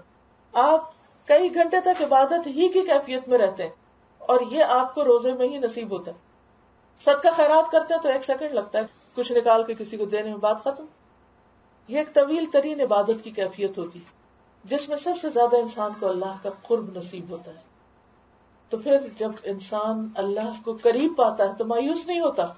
زندگی سے مایوسی نکل جاتی ہے، زندگی کی مشکلات آسان ہونے لگتی ہیں، غم دور ہونے لگتے ہیں، کیونکہ آپ کو پتا ہے کہ کوئی ہے جو آپ کی ٹیک کیئر کر سکتا ہے. یہ انسان ہے جو دھوکہ دے جاتے ہیں، جو بے وفائی کرتے ہیں، جو ساتھ چھوڑ جاتے ہیں، لیکن اللہ ہر وقت آپ کے ساتھ ہے. اور وہ خود آپ کو بتا رہا ہے وَإِذَا سَأَلَكَ عِبَادِي عَنِّي فَإِنِّي قَرِيبٌ. اور اے نبی صلی اللہ علیہ وسلم، میرے بندے اگر تم سے میرے متعلق پوچھیں کہ ہمارا رب کہاں ہے، کیسے پکارے اس کو، زور سے پکارے، آہستہ پکارے، کہاں پکارے، تو انہیں بتا دو کہ میں ان سے قریب ہی ہوں. کسی بھی وقت پکار سکتے ہیں، کسی اپوائنٹمنٹ کی ضرورت نہیں، کسی اجازت کی ضرورت نہیں کہ کال کریں یا نہ کریں، کوئی نمبر نہیں چاہیے، نمبر بھولے گا بھی نہیں، کھوئے گا بھی نہیں، کچھ دیر نہیں لگتی. قریب، چپ کے پکارو، دل ہی دل میں پکارو، بول کے پکارو، بلند آواز سے پکارو، رو کے پکارو، ہنس کے پکارو، جیسے چاہو پکارو. پکار کے تو دیکھو. اجیب دعوت الداعی اذا دعانی، میں جواب دیتا ہوں جب میرا بندہ پکارتا ہے. تو میں اس کی پکار صرف سن کے چپ نہیں رہا. آپ دیکھیں بندوں کو بعض اوقات آپ پکارتے ہیں وہ جواب ہی نہیں دیتے، آپ ان سے کچھ پوچھتے ہیں تو وہ آپ کو جواب نہیں دیتے، لیکن اللہ تعالیٰ ایسے نہیں کرتے. اجیب دعوت الداعی اذا دعانی، میں جواب دیتا ہوں پکارنے والے کی پکار کا جب بھی مجھے پکارتا ہے. چاہے وہ آدھی رات کو پکارے، اس وقت تو زیادہ سنتا ہوں، بلکہ جب سارے لوگ سو رہے ہوتے ہیں انسان کچھ نہیں سنتے. بعض اوقات ایسا ہوتا ہے نا کہ بیماری کی وجہ سے آپ کی طبیعت خراب ہوتی ہے، آہیں بھر رہے ہوتے ہیں، کرا رہے ہوتے ہیں، ساتھ سوئے ہوئے کو پتہ نہیں ہوتا آپ پہ کیا گزر. آپ کو اس کو جگانا، اٹھانا، ہلانا پڑتا ہے کہ دیکھو میرے پہ کیا گزر رہی. اللہ تعالیٰ کے لیے ایسی کوئی مشکل نہیں، نہ اس کو جگانا پڑتا ہے. لا تأخذہ سنۃ ولا نوم، نہ اسے نیند آتی نہ اسے اونگ آتی ہے. انسانوں کو پکارنے کے لیے آپ کو بولنا پڑتا ہے، منہ سے الفاظ اونچے بولنے پڑتے ہیں یا پھر لکھنا پڑتا ہے، لیکن اللہ کو پکارنے کے لیے تو لب بھی نہ ہلائیں، دل ہی دل میں اللہ سے بات کریں، تب بھی وہ سن لیتا ہے.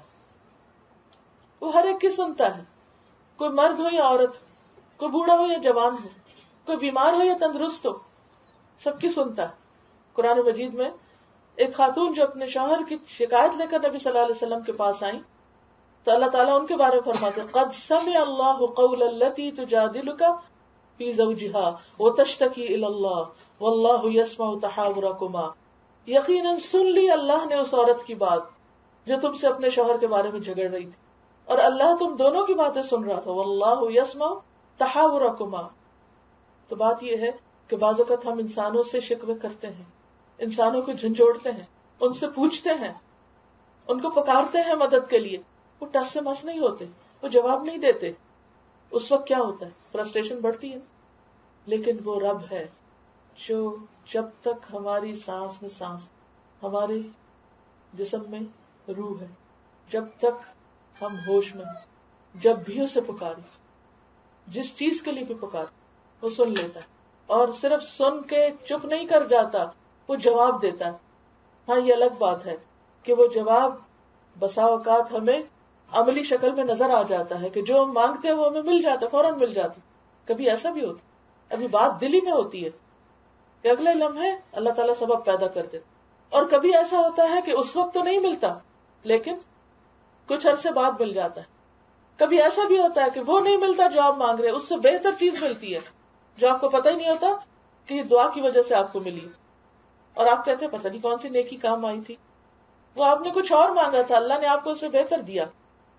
کبھی ایسا بھی ہوتا ہے کہ اللہ تعالیٰ کہتا ہے میرے بندے کے پاس باقی عمل تھوڑے ہیں، یہ اور نیکیاں کم ہیں، یہ دعائیں مانگ لے، اس کی یہ دعائیں اس کے نام اعمال میں ڈال دوں گا تاکہ یہ کل کو اس کی بخشش کا ذریعہ بن جائے. وہ دعائیں آخرت کے لیے جمع ہوتی رہتی ہیں، وہ دنیا میں نہیں آپ کو ملتی، جواب آپ کو نظر نہیں آتا. یعنی بندوں کا جواب کیا ہوتا ہے؟ بول کے دیتے ہیں یا کہہ کے کچھ جواب دیتے ہیں. اللہ کا جواب صرف بول کے دینا نہیں ہے، وہ جواب اس دعا کو قبول کرنا ہے. تو بسا اوقات دنیا میں کچھ نظر نہیں آتا، کچھ نہیں ملتا، اور انسان سوچتا ہے شاید میری سنی نہیں جا رہی. حالانکہ کیا ہوتا ہے؟ اللہ کے پاس جمع ہو رہا ہے، اور جو اللہ کے پاس جمع ہو رہا ہے وہ تو کہیں گمے گا بھی نہیں.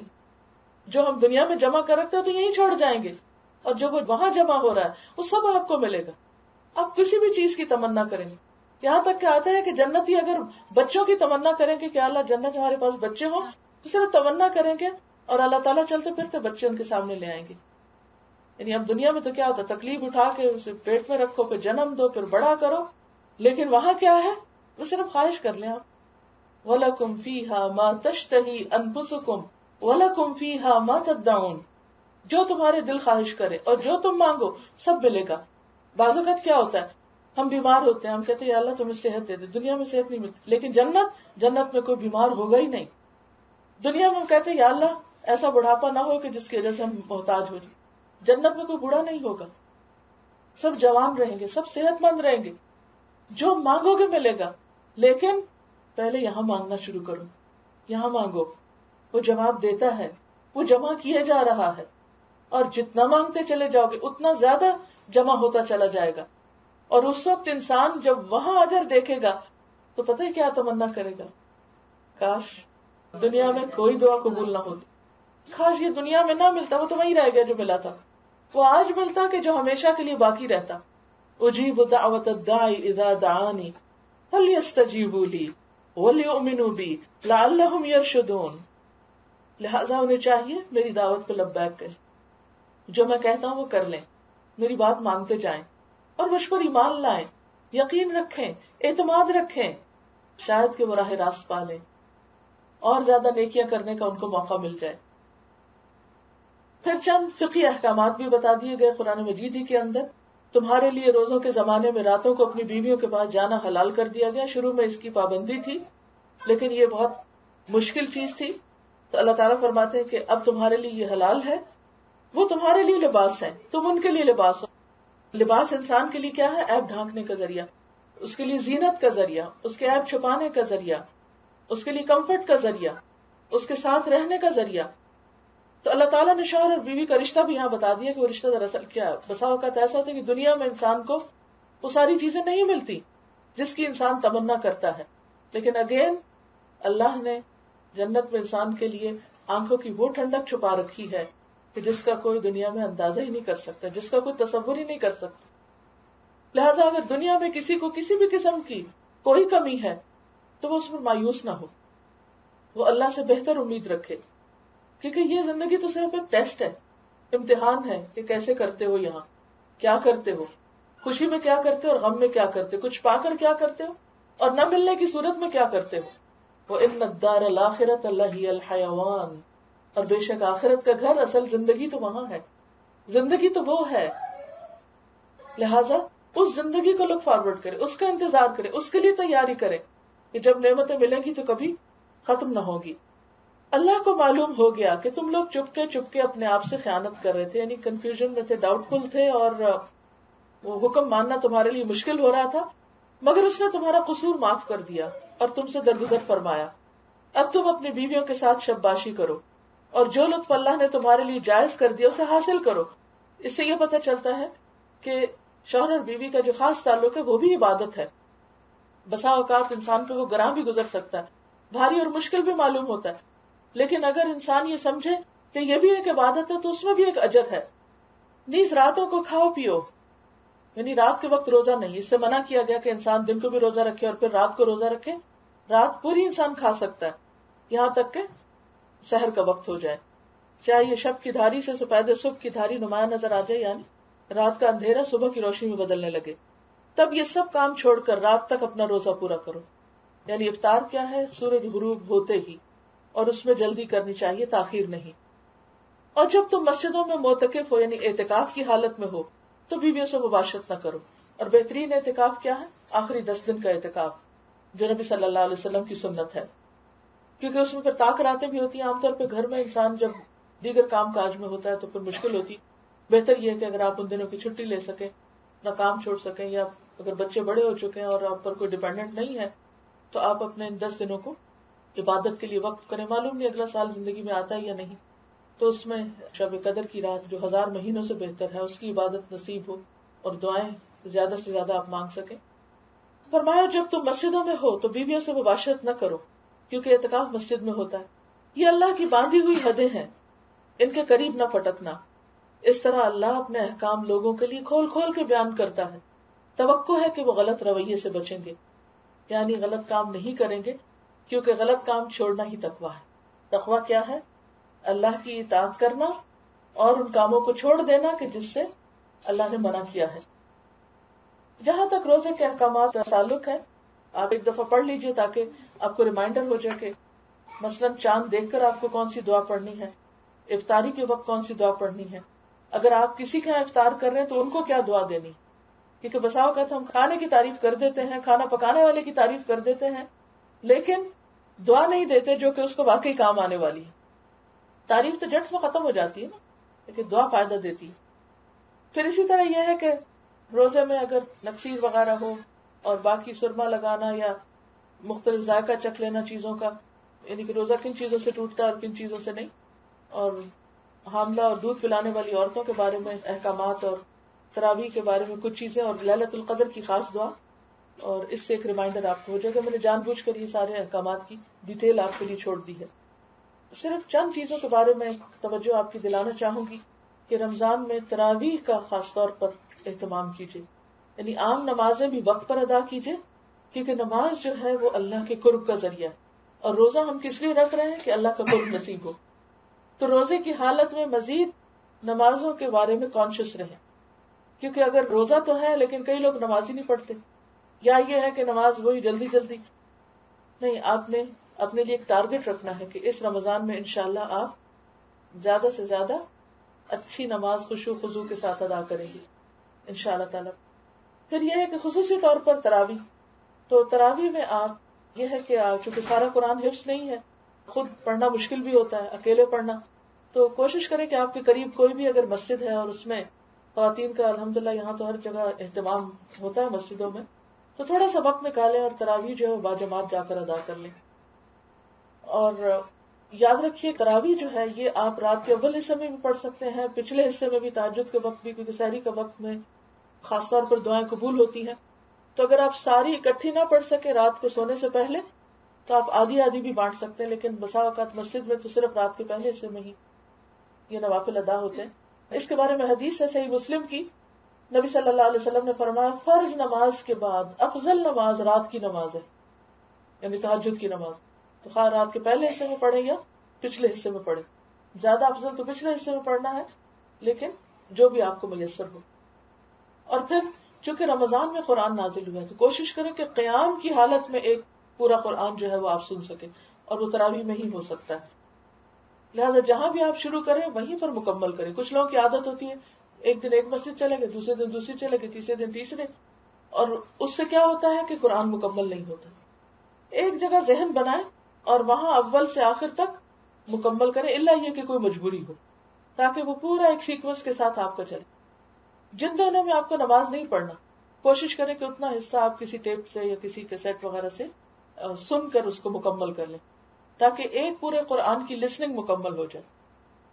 تراویح کے علاوہ آپ یہ بھی کر سکتے ہیں کہ سحری اور افطاری کے وقت قرآن پاک کی لسننگ کریں، اور اس کے لیے آپ ابھی سے قرآن پاک کی تلاوت کا کوئی سیٹ جو ہے وہ لے کر ٹیپ ریکارڈر وغیرہ اپنے کچن میں پہلے سے فکس کر لیں. اگر بیٹری ڈالنی ہے یا وائر اس کی چھوٹی ہے، کنیکشن لگانا ہے، جو کچھ کرنا ہے پہلے سے کر لیں. ایسا نہ ہو کہ جب رمضان شروع ہو جائے تو آدھا تو صرف آپ کو تیاری میں گزر جائے اور باقی آدھے میں پھر آپ قرآن مکمل نہ کر سکیں. تو آپ دیکھیے کہ ایک سپارے پڑھنے کی جو مدت ہوتی ہے عموماً آدھے گھنٹے سے 40 منٹ ہوتی.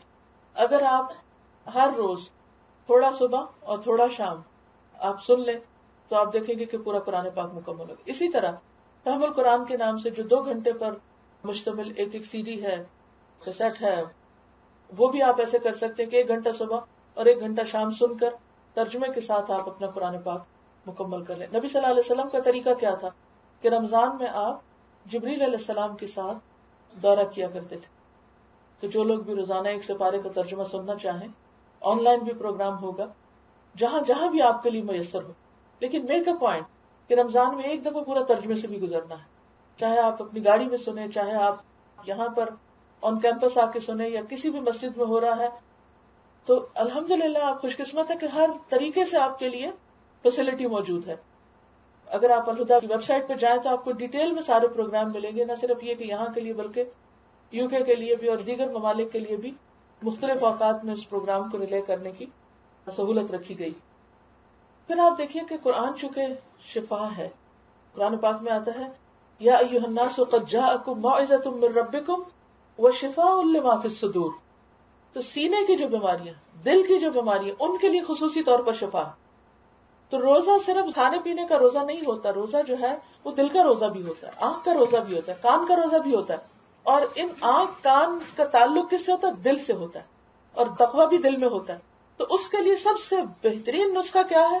قرآن کے ساتھ تعلق، اور قرآن کے ذریعے دلوں کی شفا، تاکہ دلوں سے ہر قسم کے نفاق اور شکوک و شبہات اور شرک اور حسد اور بغض اور نفرت اور دوسروں کے لیے دلوں کی تنگی اور بخل اور شح، یہ سب کچھ نکل جائے. اور اس میں مدد دیتا ہے قرآن کا پڑھنا، قرآن کا سمجھنا اور قرآن کا سننا اور کسی بھی طرح اس سے تعلق رکھنا.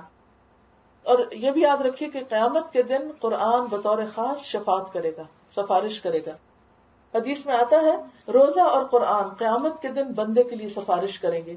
روزہ کہے گا اے میرے رب، میں نے اس بندے کو کھانے پینے اور اپنی خواہشات پوری کرنے سے روکے رکھا، لہٰذا اس کے بارے میں میری سفارش قبول فرما.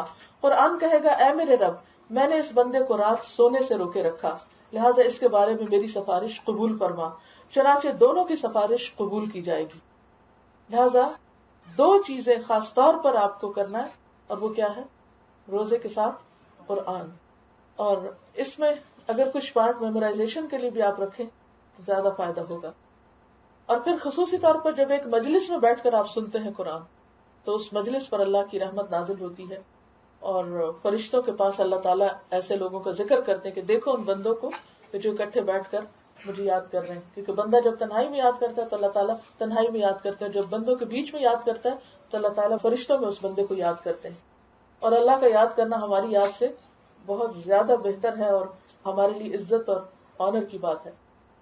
حضرت انس فرماتے ہیں صحابہ کرام صبح کی نماز کے بعد حلقہ بنا کر بیٹھ جاتے تھے، سرکل میں بیٹھ جاتے، قرآن پڑھتے، فرائض اور سنن سیکھتے اور اللہ کو یاد کرتے تھے. پھر اسی طرح قبولیت کے جو اوقات ہیں دعاؤں کے، اس میں قرآن مجید کے پڑھنے کے بعد بھی دعا قبول ہوتی. سحری کے وقت کی دعا، اس میں اللہ تعالیٰ آسمانی دنیا پر نزول فرماتے ہیں اور خود پکارتے ہیں ہے کوئی جو مانگنے والا کہ مانگے اور میں اس کی دعا سنوں.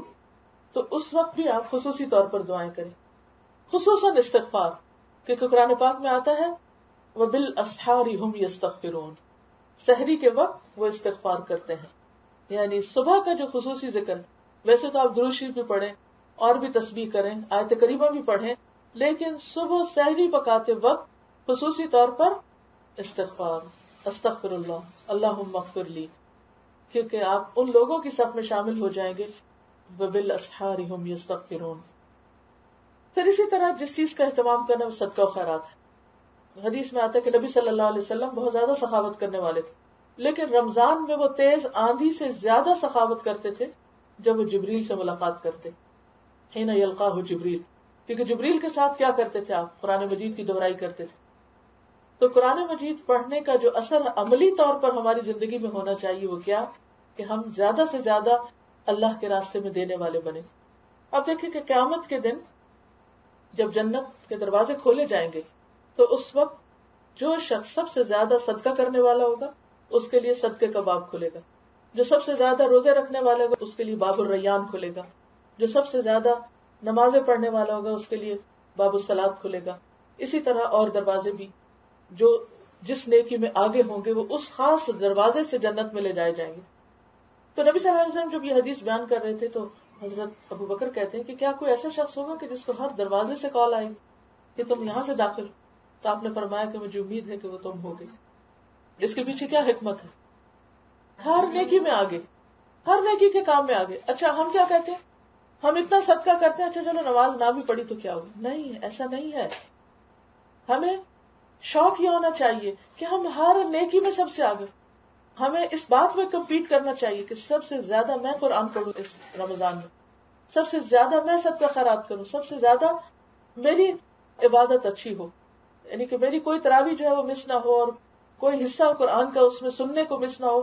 وقت سے پہلے میں جا کر بیٹھوں اور پورا کر کے، اور اس کے لیے پوری تیاری رکھوں، اپنی صحت کا بھی خیال رکھوں تاکہ عبادات جو ہے وہ متاثر نہ ہو. پھر اسی طرح یہ ہے کہ جو آتا ہے نا، تیز آندھی سے بھی زیادہ آپ سخی ہو جاتے تھے. تو اب دیکھیے تیز آندھی جب چلتی ہے تو ہر چیز متاثر ہوتی، حتیٰ کہ دیواریں بھی گھر کی بازو کا ہلنے لگتی ہیں، اور چھتیں بھی، اور درخت بھی، اور گھاس بھی، اور ہر چیز تک اس کا اثر جاتا ہے. گویا رمضان میں آپ ایسا صدقہ خیرات کریں کہ ہر جگہ پر کچھ نہ کچھ حصہ ڈالیں. کہیں افطاری کے انتظام میں ڈالیں، کہیں پر غریبوں کو کھلانے کے، کہیں اپنی زکوٰۃ کے نکالنے کا انتظام کریں، کہیں فی سبیل اللہ کے دین کی خدمت میں. یعنی کوئی موقع آپ کا ایسا نہ ہو کہ جس کو آپ ہاتھ سے جانے دیں. خاص طور پر نبی صلی اللہ علیہ وسلم نے خواتین کو صدقے کی تلقین کی ہے.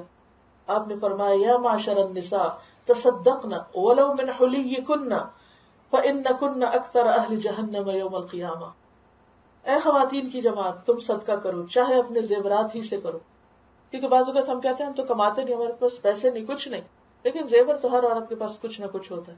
تو آپ نے فرمایا ولو من حلیکن، اس لیے کہ قیامت کے دن جہنم میں تمہاری تعداد زیادہ ہو. تو لوگوں نے پوچھا کہ کیوں؟ تو آپ نے فرمایا کہ تم زبان سے لان تان بہت کرتی. انسان بہت سی نیکی کرتا ہے اور ایک غلط لفظ زبان سے نکال کے ہر چیز کو برباد کر کے رکھ دیتا ہے. تو اس زبان کی لغزشوں کا جو کفارہ ہے وہ کس میں ہے؟ صدقہ خیرات میں. اپنے ہاتھ سے کوئی چیز بنائے، کسی بھی طرح کچھ بھی میسر ہو تو اللہ کے راستے میں سے خرچ کرے. اسی طرح اگر توفیق ہو تو رمضان میں عمرے کا پروگرام بنائے، کیونکہ رمضان میں عمرہ نبی صلی اللہ علیہ وسلم کے ساتھ حج کے برابر ہے. اتنا بڑا اجر ہے. یعنی گویا آپ نے نبی صلی اللہ علیہ وسلم کے ساتھ حج کیا، کیونکہ آپ کے ساتھ حج جو ہے وہ ایک بہت بڑی سعادت ہے. اور پھر آخری عشرے کا اہتمام. اور رمضان کا آخری عشرہ شروع ہو جاتا تو نبی صلی اللہ علیہ وسلم رات کا زیادہ حصہ جاگتے تھے. یعنی عام راتوں کی نسبت آخری عشرے میں زیادہ جاگنا. گھر والوں کو بھی بیدار کرتے تھے، خود بھی جاگتے، گھر والوں کو بھی جگاتے، اور عبادت کے لیے کمر کس لیتے، یعنی پوری طرح الرٹ ہو جاتے. ایک اور روایت میں آتا ہے نبی صلی اللہ علیہ وسلم آخری عشرے میں جتنی محنت کرتے تھے دوسرے دنوں میں اتنی محنت نہ کرتے تھے.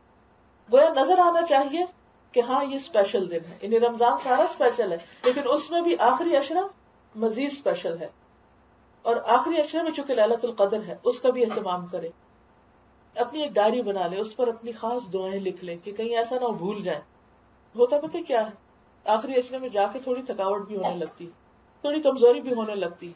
تو بعض اوقات انسان اس وقت پھر وہ سب کچھ یاد نہیں کر پاتا. ابھی سے روز دل میں جو خواہش آئے، جو تمنا ہے وہ لکھنا شروع کر دے. اور آخری عشرے میں اور ویسے بھی افطاری کے وقت یا خاص موقعوں پر اپنی وہ ڈائری کھول لی، پھر سوچ کر، نہیں کہ اس کی ریڈنگ شروع کر دی، سوچ کر غور سے خشوع سے پھر دعا مانگی، کیونکہ اللہ تعالیٰ غافل دل کی دعا نہیں سنتے. پھر اسی طرح یہ ہے کہ آہوازاری بھی ہونی چاہیے، دعا مانگتے ہوئے رونا چاہیے، مسکینی کا اور محتاجی کا اظہار کرنا چاہیے. پھر اسی طرح خاص طور پر استغفار کرنا چاہیے. اور آخر میں انسان کو اپنا احتساب بھی کرنا چاہیے کہ کیا واقعی جو میں نے اپنے ٹارگٹ سیٹ کیے تھے وہ پورے ہوئے. اور ليلۃ القدر کی جو دعا ہے وہ بھی یاد کرنی چاہیے. اور کہا جاتا ہے کہ جو ليلۃ القدر کی علامات ہیں اس میں یہ کہ اس رات میں خاص طور پر سکون اور اطمینان ہوتا ہے. جیسے قرآن مجید میں آتا ہے نا، سلام ہی حتی مطلع الفجر، خاص پیس محسوس ہوتا ہے. بعض لوگوں کو خواب میں بھی نظر آتا ہے، جیسے صحابہ کرام کو نظر آیا تھا. پھر اسی طرح یہ کہ اس رات میں قیام کی لذت زیادہ محسوس ہوتی ہے. اسی طرح ایک حدیث میں آتا ہے کہ اخبرنا رسول اللہ صلی اللہ علیہ وسلم منہا تطلع یومئذ یعنی الشمس لا شعاع لها، کہ سورج اس دن بہت دھیما سا طلوع ہوتا ہے، اس کی شعاعیں نہیں ہوتی تیز. یعنی وہ اس کی علامات میں سے ایک علامت ہے. لیکن اگر یہ علامتیں نہ بھی نظر آئیں تو آپ کنٹینیو کریں اپنی عبادت. اور پھر یہ کہ رمضان ختم ہونے سے پہلے صدقہ فطر کی ادائیگی کر لیں. پھر اسی طرح یہ ہے کہ رشتہ داروں کے ساتھ صلہ رحمی کا مہینہ ہے. خصوصی طور پہ ان کو تحفے تحائف دینے کا، ان کو کال کرنے کا اگر یہاں نہیں، یا ان تک کچھ نہ کچھ ضرور پہنچائیں. یعنی ہم عام مناسبتوں سے بھی تحفے دیتے رہتے ہیں، لیکن رمضان کی مناسبت سے بھی کچھ نہ کچھ ایسی چیز ان کو ضرور دے کہ جس سے ان کا دل خوش ہو، کیونکہ یہ رشتوں کو جوڑنے کا مہینہ بھی ہے. اور پھر یہ کہ ہمسایوں کا خیال رکھیں، بچوں کو بھی خاص توجہ دیں اور ان کو بھی رمضان کے پروگراموں میں شریک رکھیں. یہ نہیں کہ ان کے صرف ہوم ورک اور ان کے اسکول اور ان کی اپنی ہی ایک دنیا ہو اور آپ ایک الگ دنیا میں جا رہے ہوں. رمضان سے پہلے بچوں کو لے کر بیٹھیں اور ان کو رمضان سے متعلق احادیث بتائیں. احادیث انگلش میں بھی کتابیں موجود ہیں، ان میں سے کوئی کتاب لے لیں، یا جو آج لیکچر میں نے آپ کو بتایا اس کے مختصر نوٹس جو ہیں آپ اپنی زبان میں ان کو بتائیں، اور انہیں بتائیں کہ یہ مہینہ ہمارے لیے کتنا اسپیشل مہینہ ہے. صرف ان کو نہیں بتائیں، ان کے ذریعے ان کے اسکول میں جائیں، اور اس مہینے میں ان کے لیے بھی اس مناسبت سے کچھ خصوصی گفٹ کا اہتمام کرے کہ جس میں کوئی اچھی کتاب ہو سکتی ہے، کیسٹ ہو سکتی ہے، کوئی ڈیٹس وغیرہ ہو سکتی ہیں، تو جس سے ایک سوسائٹی کے اندر رمضان اویئرنیس کریٹ ہو. اور اس کا آغاز اپنے گھر سے کریں، یعنی بچوں سے آغاز کر کے. پھر اسی طرح یہ ہے کہ بچوں سے صدقہ کروائیں. جب آپ مسجد جائیں یا جہاں بھی ایسی جگہ جہاں ممکن ہو، بچوں کے ہاتھ سے دلوائیں، چاہے کھانے کی چیز ہو چاہے پیسے ہو، تاکہ ان کو صدقہ خیرات کرنے کی عادت پڑے. تراویح میں ساتھ لے جائیں، دن کو تھوڑا سا سلا دیں تاکہ رات کو وہ تراویح میں جانے کے قابل ہوں. اور اسی طرح یہ ہے کہ خصوصی طور پر ویکینڈ میں خصوصی اہتمام کریں. پھر بچوں کے ہاتھ سے آپ ہمسایوں کے گھر افطار وغیرہ بھیجیں یا جہاں بھی. پھر اسی طرح یہ ہے کہ کچھ نہ کچھ ان کو خاص چیزیں یا قرآن کے کچھ پورشنز ان کو پڑھ کے سنائیں رمضان میں. افطار کے وقت ایک ٹائم بنا سکتے ہیں جس میں آپ ایک ریزولوشن پاس کر سکتے ہیں سب بچوں کے ساتھ مل کر کے ہم ہر روز ایک حدیث سنیں گے یا ایک آیت کا ترجمہ سنیں گے. اور اسی طرح رمضان کارڈ بنا کر اس پر بچوں سے احادیث لکھوا کے دوسروں کو دلوا سکتے ہیں. پھر اسی طرح یہ ہے کہ چونکہ رمضان کا مہینہ شہر المواسات بھی ہے، ایک دوسرے کی ہمدردی اور غمخواری کا، لہذا کوشش کریں کہ آپ کی خیر جو ہے وہ ہر بندے تک کسی نہ کسی شکل میں ضرور پہنچے. یعنی کوئی بھی بھلائی آپ ان کو کسی بھی طریقے سے ضرور پہنچائیں. پھر اگر بھلائی نہیں پہنچا سکتے تو ان کو اپنی اذیت سے محفوظ رکھیں، تکلیف سے محفوظ رکھیں. روزے کی حالت میں اپنا ایک ہدف رکھیں، ایک ٹارگٹ رکھیں کہ میں اپنی زبان اور اپنے ہاتھ اور اپنے رویے سے کسی کو دکھ نہیں دوں گی، جلی کٹی باتیں نہ سنائیں، زبان پر خاص کنٹرول رکھیں. حضور صلی اللہ علیہ وسلم نے فرمایا من لم يدع قول الزور والعمل به فليس لله حاجة ان يدع طعامه وشرابه. جس نے روزہ رکھ کر جھوٹ بولنا اور اس پہ عمل کرنا نہ چھوڑا، اللہ کو کوئی ضرورت نہیں کہ کوئی شخص بھوکا پیاسا رہے، کھانا پینا چھوڑ دے. کیونکہ روزہ صرف کھانا پینا چھوڑنے کا نام نہیں، بلکہ اس میں اپنی زبان سے غلط لفظ نکالنے اور جتنے بھی باقی حرام چیزیں ان سب چیزوں کو چھوڑنے کی ضرورت ہے. خواہ وہ زبان کا حرام ہو، غیبت چغلی ہو، یا آنکھوں سے حرام چیزیں دیکھنا ہو جیسے ٹیلی ویژن پر اور اخبار و رسالوں میں فحش تصویریں، یا اسی طرح گفتگو میں یا کچھ بھی. پھر اسی طرح لغو سے بچیں، یعنی بیکار اور فضول چیزوں سے بچیں. ایک ایک منٹ قیمتی ہے، لہٰذا یا تو ذکر کریں یا کوئی اچھی بات کسی کو بتائیں یا کسی کی خدمت کریں یا پھر کچھ قرآن پڑھیں، نوافل پڑھیں. لیکن عبادت کے مہینے کو غیر ضروری لغو اور بیکار کاموں میں وقت کاٹ کر روزہ گزارنے کی کوشش نہ کریں. پھر اسی طرح یہ ہے کہ نماز عید کا اہتمام کہ کہاں پڑھنی ہے، کیسے کرنا ہے، اس کا بھی پہلے سے کریں. بلکہ عید پر جو گفٹ اور تحفے تحائف ہیں وہ بھی رمضان سے پہلے خرید کر پیک بنا لیں، تاکہ رمضان کے آخری قیمتی دن جو ہے وہ بازاروں میں نہ گزرے، وہ عبادت میں ہی گزرے اور مساجد میں گزرے. اور پھر یہ کہ یہ بھی ذہن میں رکھیں کہ جب رمضان گزر جائے تو آپ اپنے لیے ٹارگٹ رکھیں کہ مجھے اس نیکی کو برباد نہیں کرنا، اسے ضائع نہیں کرنا، اسے سنبھالنا ہے، اس کی حفاظت کرنا ہے. اور جو اچھی عادتیں آپ کو پڑے ان دنوں میں، ان پر آئندہ سال اور آئندہ زندگی کے لیے استقامت بھی اختیار کریں، یعنی اپنے عمل صالح کو جاری رکھیں. انشاءاللہ رمضان کا مہینہ آپ روزے رکھیں اور اچھی طرح رکھیں، کیونکہ اچھی طرح کام کرنے والے جو ہیں وہ اللہ تعالیٰ کو محبوب ہیں. قرآن پاک میں اللہ تعالیٰ فرماتے ہیں وَأَحْسِنُوا إِنَّ اللَّهَ يُحِبُّ الْمُحْسِنِينَ، اور احسان کرو، اور اللہ محبت رکھتا ہے احسان کرنے والوں سے. اور یہ احسان عبادت میں بھی ہے، جو عبادت بھی کرے انتہائی خوبصورت ہے، لوگوں کے ساتھ معاملات میں بھی ہے، صدقہ خیرات میں بھی ہے، ہر چیز کے اندر ہے. یعنی مصیبت کے مارے اور ایک مجبوری کے مارے اور ایک فرض سمجھ کر اور ایک بوجھ سمجھ کر یہ کام نہ کرے، بلکہ کیسے کرے؟